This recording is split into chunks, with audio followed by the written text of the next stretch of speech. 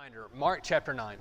One of the last things that we discussed in Mark chapter 9, just to put us back in the correct mindset, is Peter has confessed that Jesus Christ is the Son of the living God. Jesus confirms this, Matthew's account. Flesh and blood has not revealed this to you, right? The Father in heaven has revealed this to you. And then what Jesus does is he'll tell his disciples that he's going to go to the holy city, he's going to be betrayed, he's going to be killed, buried, resurrected. In Mark's account, there are 3 times that Jesus makes this known. Brethren, he had not spoken so clearly until this point. And we come to Mark chapter 9. We've got quite a bit to go through, so I'm just going to go ahead and like I do many times, kind of hit the ground running. But I want you to read along with me. Mark chapter 9, verse 2. And after 6 days, Jesus took with him Peter and James and John, led them up on a high mountain by themselves. And he was transfigured before them, and his clothes became radiant, intensely white, as no one on earth could bleach them. One of the other gospel accounts, I think it's Luke, that says that his face was also shining like the sun. Makes us think about Moses. Remember whenever Moses came down off Mount Sinai, and he would have to wear a veil over his face. And there appeared to them Elijah with Moses, and they were talking with Jesus. And Peter said to Jesus, "Rabbi, it is good that we are here. Let us make 3 tents, one for you, one for Moses, one for Elijah." Hey, I don't know how he knew they were Elijah and Moses. I don't know if he heard their names being used. I don't know if there's something more to that. But the reality is, here they are in typical Peter. He doesn't know what to say. And so of doing like most people do, say nothing, he's like, "No, I got the perfect thing. Let's make 3 tents. One for each of you. Here we go. I don't know. Let's just fill in that awkward gap with something." And that kind of gets him in trouble sometimes. For he did not know what to say, for they were terrified. And a cloud overshadowed them, and a voice came out of the cloud, "This is my beloved Son. Listen to him." That sound familiar? Remember whenever Jesus Christ at his baptism, remember the Spirit descends as a dove, the heavens open up, "This is my beloved Son with whom I am well pleased." And now here we're hearing that voice again. This cloud overshadows them, takes the other 2 away. Jesus is left there standing alone. They're terrified. One of the other gospel accounts, Jesus reaches out, touches them, says, "Do not fear." And suddenly looking around, they no longer saw anyone with them but Jesus only. Now, Luke in his account, I wanted to point this out. He says, now about 8 days after these sayings, he took with him Peter, John, and James. And the reason why I wanted to include that is because Luke wants you not to forget that Jesus has said he is going to be crucified, buried, and resurrected. He's wanting the reader to tie this scene with Jesus' announcing of his death, burial, and resurrection. We also find out in Luke's account that they'd gone up on the mountain to pray. Surprise, surprise. And Jesus takes what many times it's not in the Bible, it's not in the text, but we say his inner circle, Peter, James, and John. He takes them up on this mountain, and if I'm correct in my understanding, they're praying. They're praying up on this mountain, and the other 3 begin to fall asleep. I remember another scene where they're going to be alone and they're sleeping while praying was going on. But here they are, they fall asleep, and Jesus, it seems, continues in this prayer. But as they're falling asleep, they are woken by this glorious scene. And here you have Moses and Elijah. And it's interesting that it's these 2 individuals. Maybe there's nothing to be made out of it at all. But at the same time, one can't help but remember you have Moses, this great lawgiver. He's also a great prophet. Deuteronomy 18, there would come one after him. This great prophet. Mankind was required to listen to him. You have Elijah, another great prophet of old, not the lawgiver, but a prophet. Both of them knew what it was to be persecuted, Moses and Elijah. Both of them had very interesting deaths. Remember that Elijah's taken up Moses, whenever he has died, he's buried by God in a place that was unknown. Don't know what that's all about. Jesus' death, much more difficult than those two. And here they are, they're talking, and here's another bit of information that Luke gives. They're talking to him about the departure that would soon take place. And brethren, I tell you, it bugs me. I don't know. I've got a question. What is that all about? And I don't know. And it bugs me that I don't know what that's all about. Are they there just for the other three to see? Are they there to encourage Jesus about what's about to take place? Jesus received encouragement from angels in the Garden of Gethsemane. They were ministering to him. I don't know. But what I do know more than anything, and I think here's a key point, Jesus Christ is confirmed yet again from the Father. Do you see that? It's not listen to Elijah, Moses, and Jesus. It's listen to him. The Hebrew writer says that in the past, for a long time, God would speak through prophets, dreams, that kind of thing. Not anymore. He speaks through who? He speaks through his Son. And so it's confirmed. And brethren, I'll make the point that we need to keep going. That's the only person you're supposed to be listening to in your life. He is the shepherd. It's his voice, not your voice, not anyone you think great of, not anyone that has a lot of honor and glory according to people, but to whom God says we need to listen to. If the one person you're listening to, it's been said many times, doesn't have holes in their hands and a pierced side, you're listening to the wrong person. We continue on. And as they were coming down the mountain, he charged them to tell no one what they had seen until the Son of Man had risen from the dead. And to their credit, they kept that to themselves. Excuse me. So they kept the matter to themselves, questioning what the rising from the dead might mean. They're not grasping what he's talking about yet. No doubt in their mind, they're hearing him, but they've got all these probably explanations as to what that may mean, but they're also nervous to talk to him and ask him. And they asked him, why do the scribes say that first Elijah must come? And he said to them, Elijah does come first to restore all things, and how it is written of the Son of Man, I like Isaiah 53, that he should suffer many things and be treated with contempt. But I tell you that Elijah has come, and they did to him whatever they pleased, as it is written of him. And perhaps he's talking about as it was written, like the kind of things that Elijah had to endure. And so it makes sense, right, that they ask him about Elijah, because they've just seen Elijah. And their Torah, their law, in Malachi, ends with Elijah that would come before the Messiah. And so here they are, and they're going, okay, Jesus is the Messiah, but then there was Elijah.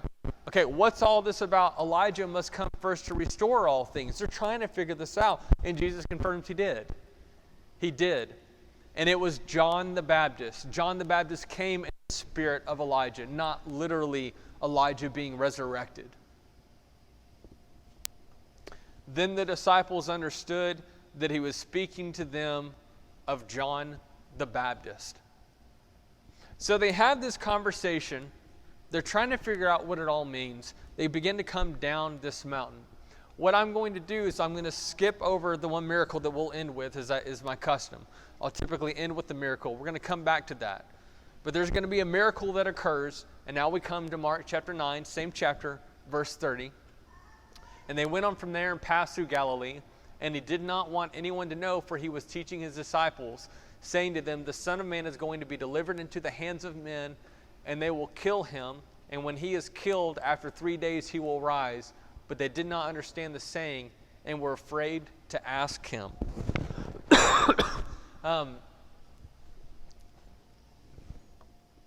Second time Mark is going to record this, second out of the 3 times, where Christ clearly tells them what is happening. And brethren, I tell you, I was just thinking about, brief comment, move on.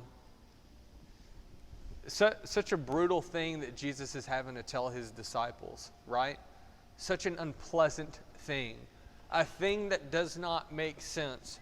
But here's the wisdom and the glory of God, that kind of thing right there is what people are going to be talking about for centuries to come, whenever talking about the mercy and the love and the grace of God.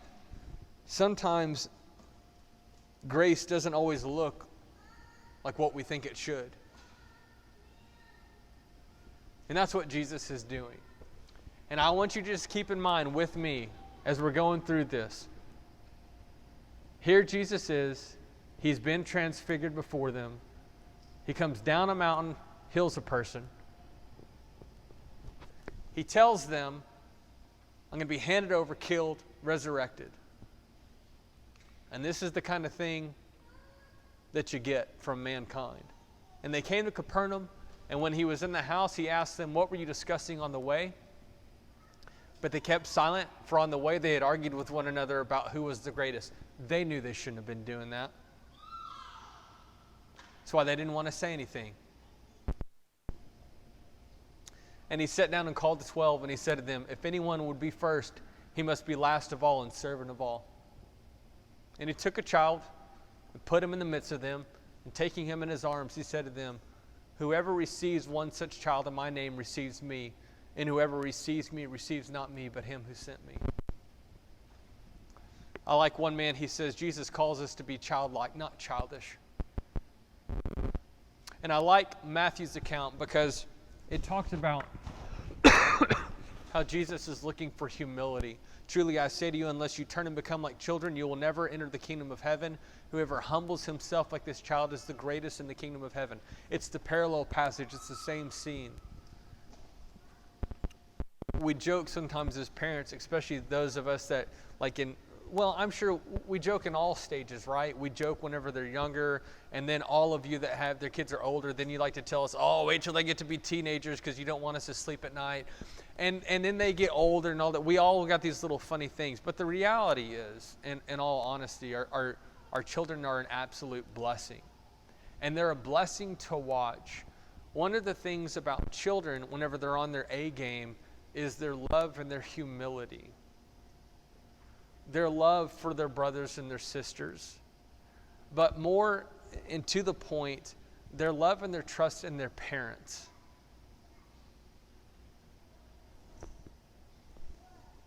A child instinctively trusts mom and dad. It's unnatural for them not to trust mom and dad, to be humble in that sense, to totally rely on them. A child can be abused and still trust their mother and father. Did you know that? The reason why whenever parents go through a divorce, many times they have to counsel the children, it's not your fault. Well, that doesn't make any sense. Of course it's not their fault. Well, not in the mind of a child, because mom and dad couldn't have done wrong, so it must have been what? I must have messed something up. A love and a trust in the Father who puts him first. And that's Jesus' point. Here you guys are arguing about who the greatest is. And also, whenever you do this, do you not put a stumbling block before each other? And I can imagine all of them could go to bat for themselves as to why they were the greatest. Meanwhile, Jesus just told them, I'm going to be handed over crucified. I'm going to be killed. But at least one of them, he's hearing and he's thinking. And it makes John say, Teacher, we saw someone casting out demons in your name. And we tried to stop him because he was not following us. But Jesus said, do not stop him, for no one who does a mighty work in my name will be able to soon afterward speak evil of me. For the one who is not against us is for us. For truly I say to you, whoever gives you a cup of water to drink because you belong to Christ, like Matthew 25, will by no means lose his reward. I didn't know who this guy was. We didn't know who he was, so we tried to stop him. I'm not sure who this guy is, and I think that's kind of the beauty of the text. We need to know who this guy is, don't we? You need to know who this guy is, don't you? So you can put him in your little box, don't you? He's not going to tell you who he is. John didn't know who he was, and it was freaking him out. And not just him, the other ones. This John, who shortly after this will say, Lord, do you want us to call down fire from heaven and consume these people because they're rejecting you? Hothead. Jesus has to rebuke him. You do not understand the spirit that is within you. You know what you're asking. You know what you're doing, John. Brethren, we have got to be careful about our judgment of other people. I don't know them. They're not with my group. I don't think this is a Matthew chapter 7 kind of guy. Lord, Lord, we prophesied in your name, did all these many mighty works in your name, cast out demons in your name. He says, listen, I don't know who you are. You're a worker of lawlessness. I don't know you. There's nothing that implies the guy wasn't really doing this. But he seems to be accepted by the Lord. Brethren, we got to judge with righteous judgment with people. Show some humility. Know our place. Let the Word do the judging. Let it guide us. See what it is a person says, what they teach, how they behave. Let the fruit be their witness. Continues on, Jesus says, whoever causes one of these little ones who believe in me to sin, it would be better for him if a great millstone was hung around his neck and he were thrown into the sea. And if your hand causes you to sin, cut it off. It is better for you to enter life crippled than with 2 hands to go to hell, to the unquenchable fire. And if your foot causes you to sin, cut it off. It is better for you to enter life lame than with 2 feet to be thrown into hell. And if your eye causes you to sin, tear it out. It is better for you to enter the kingdom of God with 1 eye than with 2 eyes to be thrown into hell, where the worm does not die and the fire is not quenched. For everyone will be salted with fire. Salt is good, but if the salt has lost its saltiness, how will you make it salty again? Have salt in yourselves and be at peace with one another. I just want to make a side point for any of those kind of Bible nerds out there. Many times when you get to this passage, we'll talk about be thrown into Gehenna, where their worm does not die and the fire is not quenched. And there's an old teaching that talks about how there was this trash pit out of Jerusalem, and it came from one of the valleys where there was idol worship, and this became a valley of trash. And so Jesus is playing on to basically there's a dump outside where trash and bodies and all these people are thrown in, and it's a always burning fire, and the worm never dies. Guys, there's just like no historical meat to that at all. So I have to, as a responsibility, this comes up many times. But that's okay. We get it, right? We get what he's saying. Jesus is saying, temptations come into the world, and sin is in the world, but it better not be coming through you. This is how much he cares for his children. And he's not talking about infants now. He's talking about disciples, people who can sin, people who can believe. And Jesus is saying that whatever you got to do to get rid of the temptation or to get rid of that thing that could cause you to sin, then you do it. And he uses these extreme examples because they're difficult and at times they're painful. Plucking out an eye doesn't tickle. Cutting off a hand, a foot, isn't pleasant. Brethren, he says towards the end, after he warns about being thrown into hell, if we won't do such a thing, he says, for everyone will be salted with fire. Some of your translations also add, and every sacrifice will be salted with salt. Sacrifices in the Old Testament were always given with salt. They were always salted. Romans chapter 12, we are a living sacrifice. Our lives are a rational worship, service to God. in this life, we are also put through the fire, brethren. Gold is put through the fire to burn away all the impurities.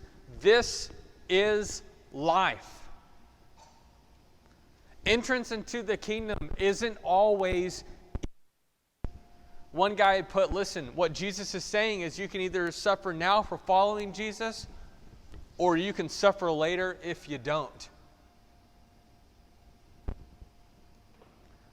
But brethren, whenever pride creeps in, whenever desires creep in, we need to sacrifice those to the Lord, no matter how painful that is. But one of the other realities that we need to come to grips with is that that kind of attitude never stays isolated. It always affects other people.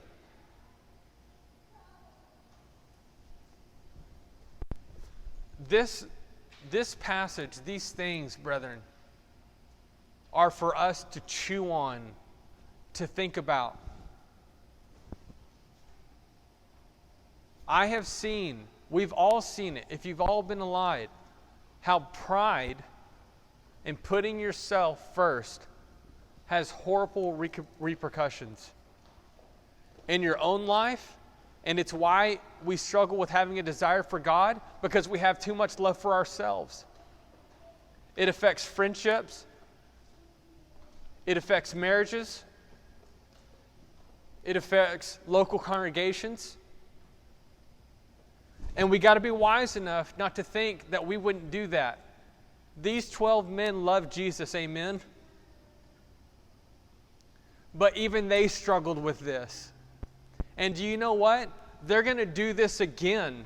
And guess what the next setting is going to be?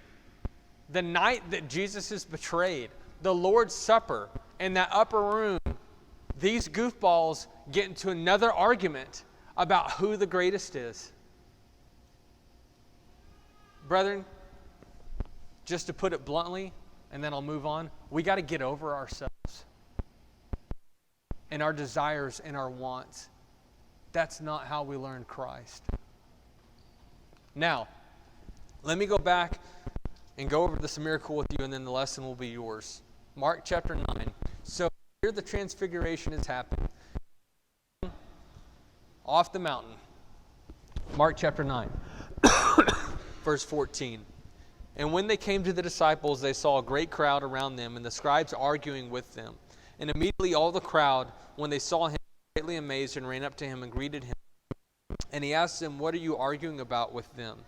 And someone from the crowd answered him, Teacher, I brought my son to you, for he has a spirit that makes him mute. And whenever it seizes him, it throws him down, and he foams and grinds his teeth and becomes rigid.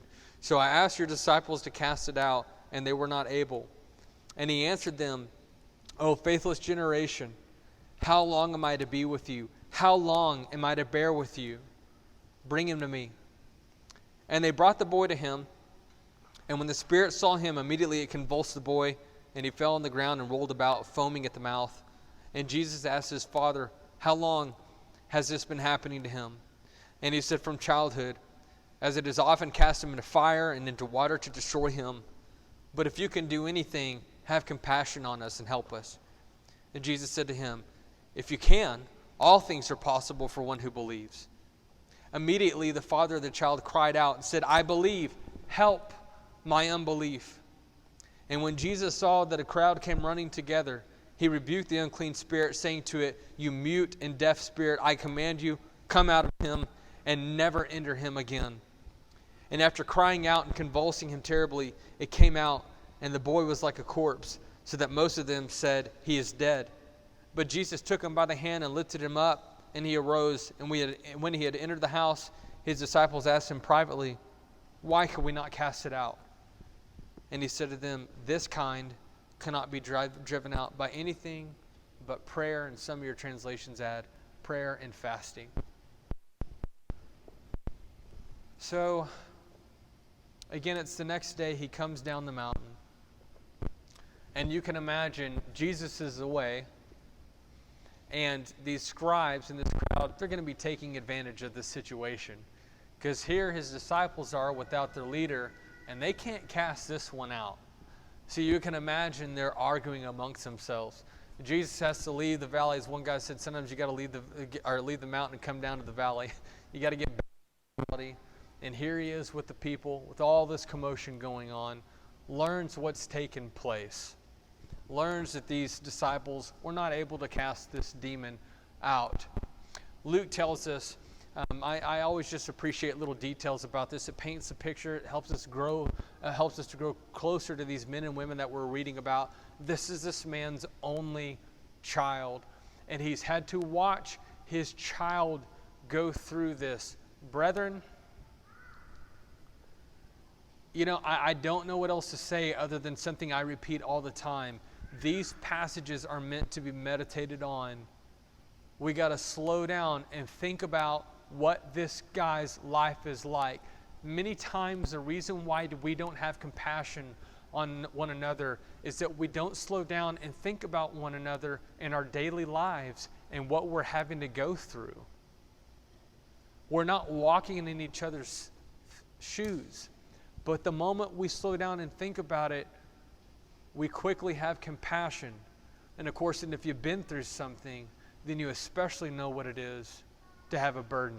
Can you imagine this man having to watch his only child be thrown away into water, fire, the helplessness that a parent would feel? But Jesus walks into the scene yet again. You got to love this guy because he's desperate. And he came to the right guy. But there is something we still have to deal with. There's still something that Jesus had to deal with. He says, if you can do anything, have some compassion on us. And Jesus responds. Now, in the Greek, there is no punctuation. So some of your translations, it says, if you can do anything, exclamation point.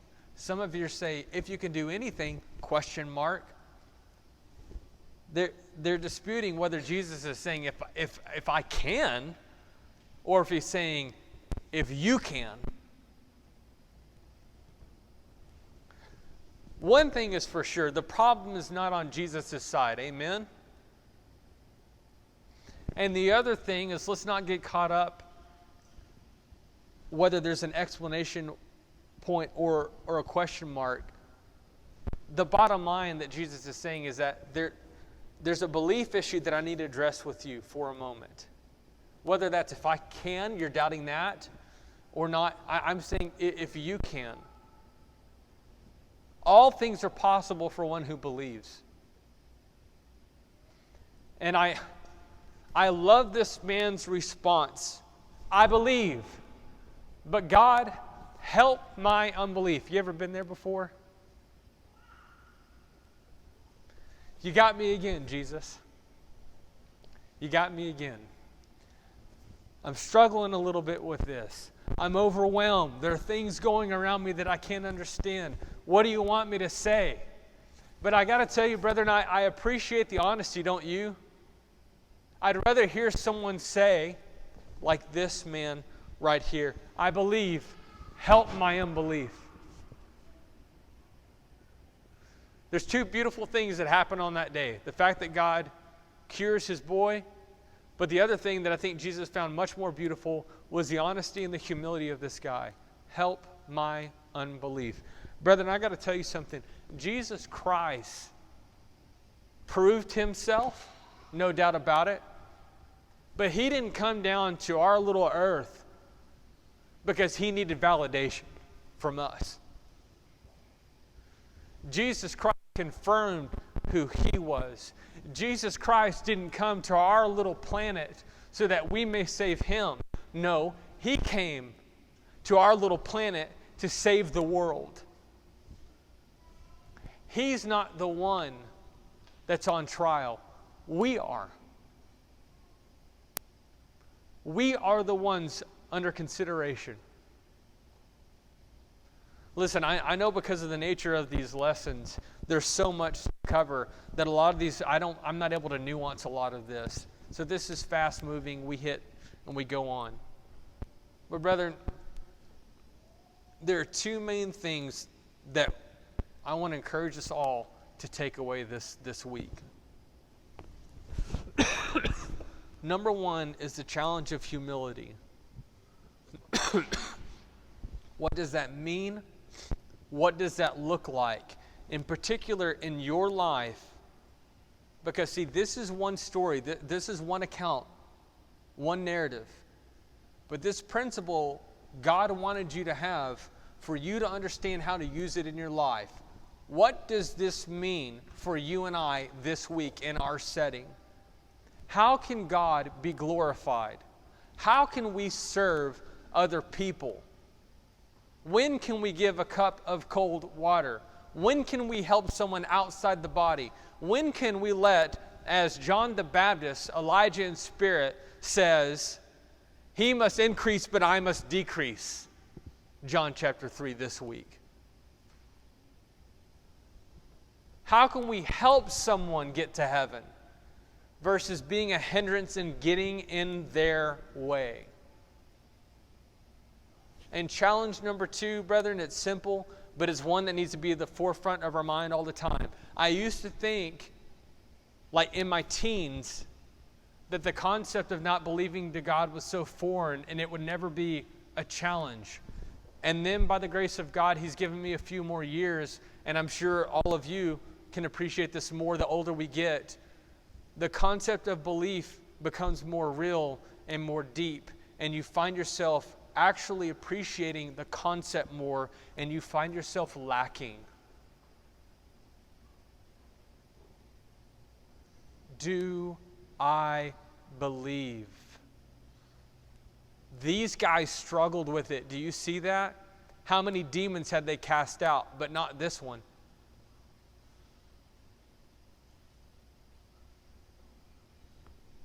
What does belief look like? What does faith look like? What does Jesus see when He sees you? I already know what I see when I see Jesus. That's not what's in question. What does it look like when He looks at me?